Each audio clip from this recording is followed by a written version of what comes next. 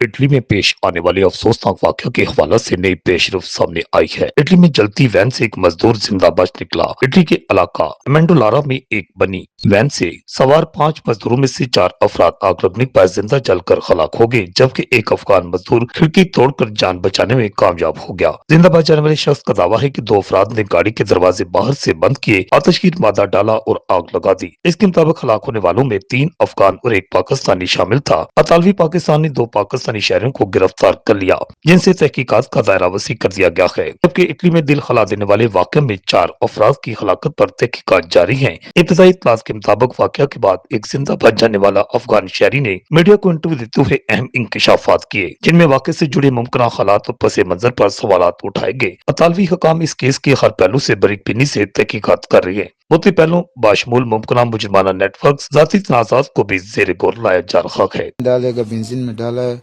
उसने गाड़ी लॉक किया। मैंने बोला क्या मसला है, शीशा बंद किया, गाड़ी बंद किया, फिर उसने लेटर लगा, चंदन लगा, गाड़ी में फेंका। मैं पता नहीं, मुझे सब आग लगा है, देखो पीछे सब आग, सारा खत्म है। ਤੁਸੀਂ खिड़की खोल के निकले हो किस तरह? हाँ, शीशा खोल के सर में मार वो डिगी नहीं है, वो डिगी मैंने खोल के उससे निकला है। रिपोर्ट आकाश नियाजी, गुजरात।